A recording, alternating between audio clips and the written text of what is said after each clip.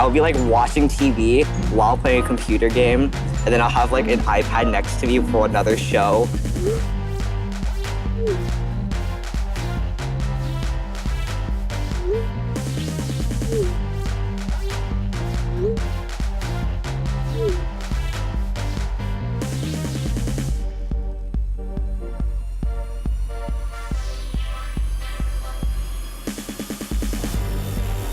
Yeah, Mom, it's really hard math thing.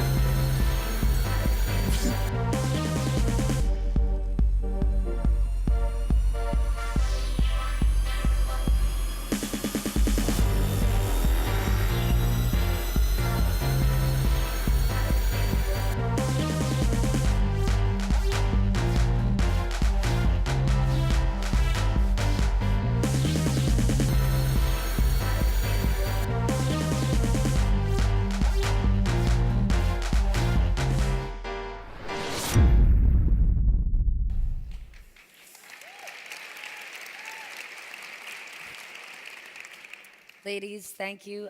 Thank you all for being here. My name is Stephanie Ruhle. I'm an anchor with MSNBC. We are here to talk tech, but before we do, since I have the mic, I'm going to steal it. I want to just take one moment to honor these days that we're here and Tina Brown for a second. I don't know if anyone else has. This is a time when the conversation we're about to have is going to dig into the scary environment we're living in because of technology. People who've spoken last night, today, tomorrow, are talking about all sorts of challenges we face around the world. And at Women in the World, Tina Brown has been taking this on in the most extraordinary fashion over the last 10 years. What an achievement. Congratulations. Thank you, Tina. Woo! So let's get started. I am lucky enough to be here because I work in television, but the reason I'm thrilled to be on this panel is because this topic means so much to me. Technology, screen time, and kids is something that parents across the world have said is their number one concern. I myself have a 5-year-old, a 10-year-old, and a 12-year-old. This keeps me up at night, it occupies my days, and I know I'm not alone. So the panel that you have before you, I'm thrilled to announce, are also moms. So it's not like we're specifically talking, when you talk to social media companies, when you interview them, it really feels like they're disconnected. And when you talk about the issues that you're worried about and the crises, they keep talking about community. And you're going, community? I get it. It's amazing that we've created this technology, but it could be so damaging and so large, we don't even realize the ramifications. So maybe we're just in chapter 1. So I'd like really to go down the line, each panelist to introduce themselves and actually tell us a little bit about motherhood and how this impacts your life or how you think about technology and screen time. I'm Marissa Shorenstein, president of the Northern Region for AT&T, and this is an issue that is dear to me both as a mother of children who are 7 and 5, and so I'm just beginning the journey of technology in their lives, but also in my day-to-day life and how a technology company, a company that is responsible for selling devices and the connectivity that goes with it, how we can ensure that we're doing our part in this conversation. And so in my home, we're pretty strict. Our kids do not have access to devices at all, except for when they're on a plane, train, or automobile. So they like to travel. And they get to watch a lot of movies when we travel. There is no internet connectivity on the device itself, just the movies that we've downloaded. And so that is all they have access to. But I will say that it's amazing when they have had an iPhone or something in their hand, they intuitively know how to use it. And so even though they don't have regular access to it, I know that they know what they're doing. Your kids don't have devices, though 84% of kids between the ages of 3 and 7 do. It's like another appendage. It's a prized possession. Mimi, how about you? So I'm Mimi To. I'm a cultural anthropologist, and I specialize in teenage culture around digital technologies. So I try to decode the teenage tech world for grown-ups. I've raised my own 2 kids almost through teenagehood. We're empty nesters as of this fall. I'm totally heartbroken that my kids have left home. I'm proud to say that both my daughter and my son are majoring in computer science, and as a family, we've completely embraced technology, and it's not that we haven't had our struggles and differences from time to time, but I feel like I can safely say, at least for my kids, that technology has been an overwhelmingly positive influence in their lives. My name is Delaney Ruston. I'm a physician and documentary filmmaker, and I have actually put my very personal struggles around screen time into a documentary. In part because I learned, trying to get other people to share their stories, how personal parenting is. I had been doing documentaries in mental health, and when I would go to parents and say, oh, okay, this is going to be easy compared to getting people to talk about, really intense mental health issues, people were like, oh no, I don't want to share my stories. So I'm so fortunate that many people did in the film, and that I was able to show my struggles but come up with solutions. Well, part of it is we're embarrassed, we're ashamed. We're ashamed that it makes us look like bad parents when we actually say how much screen time our kids get.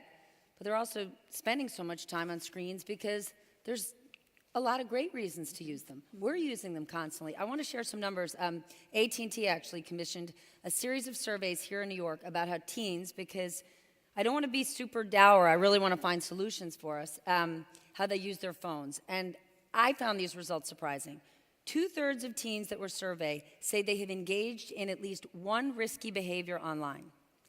57% of teens say they know how to hide content from their parents. That's 100% in my house. Half of teens say they have experienced some form of cyberbullying. For you, Marissa, AT&T did this study. What stuck out the most? I think what stuck out the most is that when we went back and did the research again, we added millennial parents, and so we had a spectrum of ages. So we looked at ages 3 through teenage years, and what we found, what you said before, is that as young as 3, kids are engaging in devices at a really high rate. But for teenagers, what we already knew, but what was confirmed for us in the polls, is that teens know better how to use the devices than their parents do. They're digital natives, and we're not. And so what is amazing is that the disconnect between what parents think they know their kids are doing and what their kids are actually doing. What the survey showed is that kids, like 57% of kids are hiding or know how to hide from their parents what they're doing online. And when you think about it, really, this is just another form. I mean, I was a teenager once, as were you. I engaged in a lot of risky behavior. It just wasn't online. But now it is. And so now, as parents that didn't grow up in this digital age, we need to figure out how to address a different part of the issue. Delaney, let's address those exact numbers, though. So as a mother of a 12-year-old, if I saw these numbers and I said, okay, if my child has engaged in at least one risky behavior, if they're hiding content from me, and if they've experienced cyberbullying, my immediate response is, okay then, I want to monitor every single thing they write, they read, they send. That sounds rational. And if something comes up and there's another mother in the group who doesn't, we're immediately judging her. Well, I guess she's not really on top of things. But these are teenagers. These are formative years. It's their years when they're exerting free will. If our mothers were listening in on every phone call we had when we were 13 years old, that would be an awful invasion of privacy. And that's how teens communicate right now. So where's the balance? Well, one of the most powerful stories in Screenagers was a young girl, Hannah, who she sent a picture because a boy was begging her to do so. And what she told me was it wasn't that was so hard, even though it went through school, and it was. What was so painful for her is that she didn't feel like she could tell her mother about what happened because she was so worried she was going to lose her social media. What kind of picture? It was a picture of her in a bra. That's an important fact. Sorry. And she was so worried that her mother would take away all of her social media. And she was also so worried that her mother would judge her so negatively. So it was the ultimate fear of rejection from peers and disconnection from her mother. And what I started to think about is that's not what we want, right? When we use these scare tactics, it's really often that our kids aren't going to come to us. And what we really want is to have ways that they will come to us before doing risky behaviors, or if they do them, that they don't feel like we're going to make them feel worse.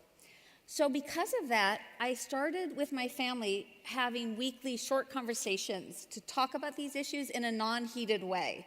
So it's called Tech Talk Tuesday, and we always start with something positive about screen time, because I've learned if you don't validate how actually positive most of what they're doing is, that they're not going to listen, they're not going to buy in.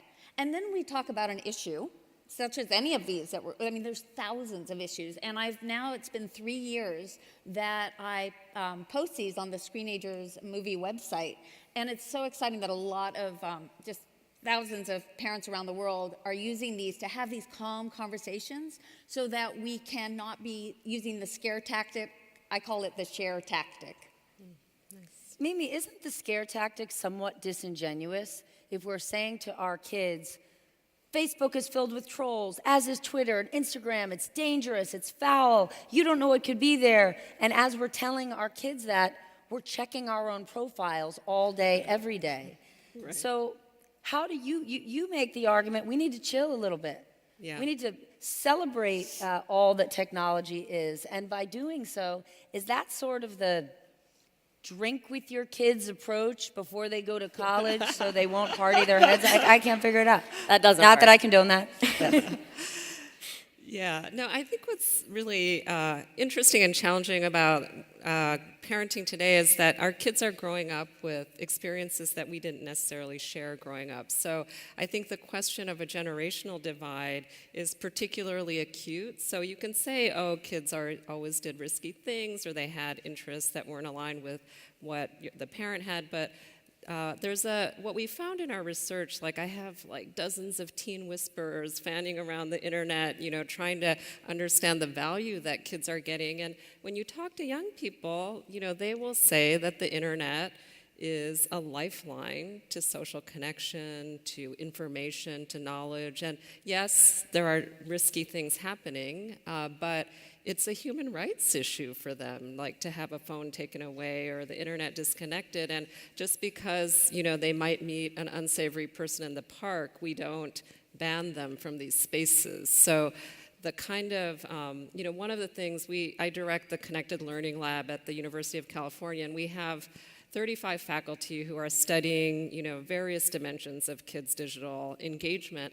And, one of our faculty, Candace Odgers, did a review of the common beliefs about kids and technology and found that the research is really clear that there are just as many positives as negatives. And in fact, there are lots of studies about the positive benefits of how kids find social support online, find information, learn new things. But the media uptake is overwhelmingly skewed towards the negative. And the solutions that get talked about, because it's fear-based, is control, regulation, banning. That's one thing to recognize the risks, but the path from there to solutions isn't always straightforward. But as parents, we get worried. It's natural. We get worried. We get concerned. We don't want our kids to encounter negative parts of the internet. But I think there has to be a balanced approach to mitigating risk, but also really understanding the tremendous value that these experiences have for kids. What are some, Marissa, of the most valuable control tools? I'm not alone in, we have this idea, I'm cooking dinner, I'm going to hand my 5-year-old an iPad for an hour, and you blink, and they've been on it for 6 hours. And it sounds crazy, except it's happened to pretty much all of us. Absolutely. So the question is, when you give that kid a device, is it your device or is it their device? Okay. Okay. Because if it's your device, then they have access to all the things that you have access to. If it's their device, and it doesn't matter what age they are, if you want to start them young, I think that's great. But put those parental controls on that device to give you a peace of mind about what they can and cannot see. And so what we've done at AT&T is we launched a program called Screen Ready, where at all of our stores across New York City metro area, 130 stores, you can go into a store, if you're an AT&T customer or not, it doesn't matter. You go in and you ask, how do I set up my parental controls? Because the truth is, even though you can figure it out on your own, I have no idea, and you might not have any idea. So we said, let's make sure that all of our retail sales associates know how to do this. And you can go in and they can just help you and tell you, if you want to control it by age group, here's how to do that. If you want to have an alert every time your child tries to download something, you can do that. And you can change it based on their age. And I think that gives parents a real peace of mind so that, as Mimi says, they can explore and they can use these devices. And you don't have to feel like you're constantly in a struggle and a battle with them.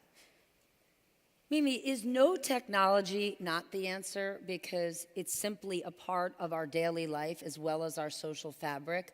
My son, as I said, is in the 7th grade. Mm-hmm. And until just a few months ago, he didn't have a phone at all. Mm-hmm. And I found that there's a huge negative impact because it's the only way kids communicate. Mm-hmm. And if you don't have that medium to communicate, you're the odd man out. Mm-hmm. My son, at the end of school, lied to his classmates and gave them my husband's phone number because he didn't want to say he didn't have a phone, which resulted in my husband during the workday getting FaceTime from Brianna. And that was really awkward for him when someone came into a conference room and said, Brianna FaceTiming you? And so since then, we have gotten him a phone, but we kind of out of embarrassment for my husband. But is that no technology not the answer? Because if you don't have it, no one can reach you. Yeah, and this obviously it depends on the age of the child, but I think once the kids are getting into that age where their relationship to their peers is very important, and especially with boys, the gaming environments, research, has often focused on things like addictive behaviors, which actually afflict only a very small percentage of young people. So if you have a kid who has problems self-regulating, whether it's social media or gaming, absolutely, if they fall within that clinical bucket, but over 90% of kids don't have a problematic Are we relationship. overstating that? We're taking this, oh my goodness, kids addicted to video games, while we're saying it while we're watching endless hours of Real Housewives. Well, the issue is that we all have to learn to regulate our media consumption, and kids have to do it at an even younger age. So they have to learn those skills of self-regulation, choice, and wise media choices at some point in their life, and they have to be supported in developing those skills. The longer you delay kids being able to exercise those muscles, the longer you delay their ability to self-regulate. So you have to judge, just like with food and other things that you can overindulge in, what the right guardrail supports for that is. But just to give a data point on the other side of things, research is also really clear that if for boys, for example, they don't participate at all in gaming culture, that's actually an indicator of social isolation, because what boys, video gaming is the kind of water cooler where boys socialize in this culture right now. And so to say like, oh, I'm afraid my son is going to be addicted to video games, so I'll ban it, there are all these side effects. On the girls' side, girls have been lead adopters and innovators in social media. There could be problematic peer relations, cyberbullying, and so on that happens. But we also know that for when girls have a troubling experience, when they feel bad about something, that their ability to reach out to friends or to a parent through social media is incredibly protective and helps them bounce back. So an unintended side effect of saying, oh, my girl is emotionally vulnerable, I'm going to ban her from social media, is you're also banning her from a social support structure that helps her emotional resilience. And so it's, you have to really make sure that you're not creating both a source of tension between parents and kids, where parents feel out of touch with what kids value, this becomes a wedge issue, a point of tension, which, valuing your children's interests in a situation like you described is a really great way to mediate that. But you also have to make sure you're not cutting them off from really important sources of social support. Delaney, you gifted us when you went through this struggle with your daughter. You made a film as you went the back and forth of whether to get her a device, and I want to share just a bit of that. Can I say one thing about it just to set that up is I was having a lot of stress in my house, and I'm sure many of you are at this very moment. And so Mimi and I kind of disagree with what you said, because for me, it's like I could have tons of desserts at dinner, and then it's 11 at night, and there's a warm chocolate chip cookie. I don't care how full I am going to have that warm chocolate chip cookie. And I think that if we don't have boundaries with our kids and say that they just need to self-regulate when we see the science that the teen and right before the teen years, the dopamine center of the brain is most active. You can actually see that the chemical of dopamine, the pleasure chemical, is the highest concentration, and the receptors are the highest number, that we sometimes are setting them up for failure. So I think we agree to some extent. My daughter, was begging for an iPhone so she could do anything, anywhere. And at the time I was starting this film, she only had an iPod. So that meant she could only do certain things and certain places. I was very happy with that. So we can see the clip. Well, let's take a look. My feeling is you're just going to get in the group and everyone looks at their device, and I think that there's a lot of value in interacting directly with your friends. 25. Okay, how would you convince me to get a smartphone? To convince you? Yeah, how would you convince me? All my friends have it. Makes me feel a lot more connected, and To who or what? to the world, to my friends, and I'm not gonna be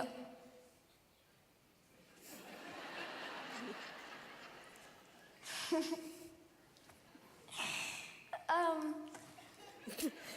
my question again.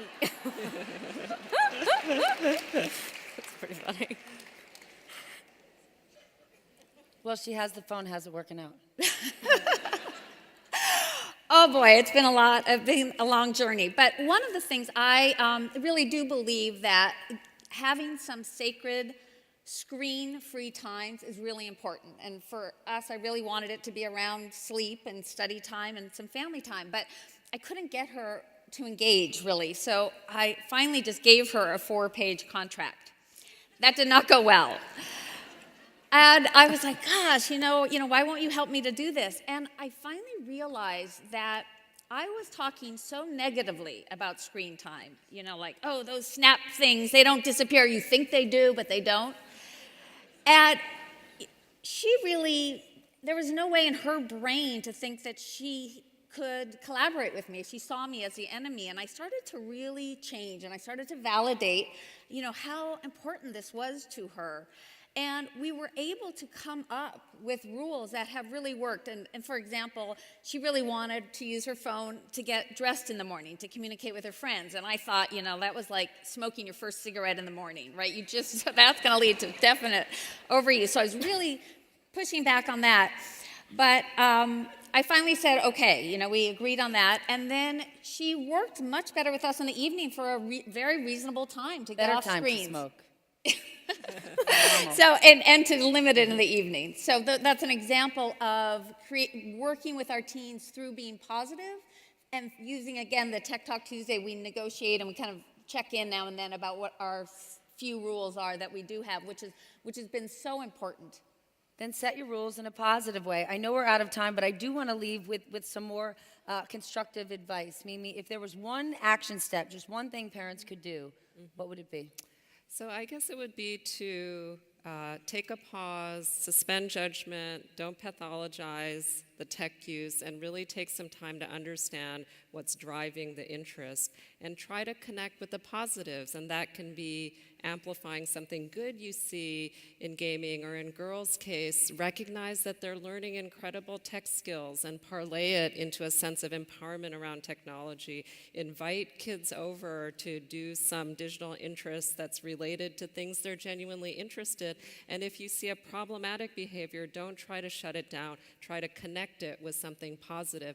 There are lots of online programs where you can find tech mentorship, tips for doing shared digital projects. We run a nonprofit called Connected Camps, where we train teenage nerds and girl tech heroes to work with younger kids. So there's lots of resources, even if you don't have the tech expertise yourself, to mine kids' digital interests and make them a positive force in their lives. For me, it was accepting that maybe kids just socialize and connect in a different way. When I would look at my son home every Friday night not wanting to have friends over, I thought he was antisocial. It wasn't what I did, when in fact they're playing video games with kids at other houses. I thought that wasn't normal. It is the new normal. Mm-hmm. And maybe it's something we have to embrace, because they're not out in the street. We know that drunk driving is down for teens. We know that adolescent sex is down. We know that adolescent drinking is down. So maybe there's a way to embrace this is their new socializing. What would your tip be?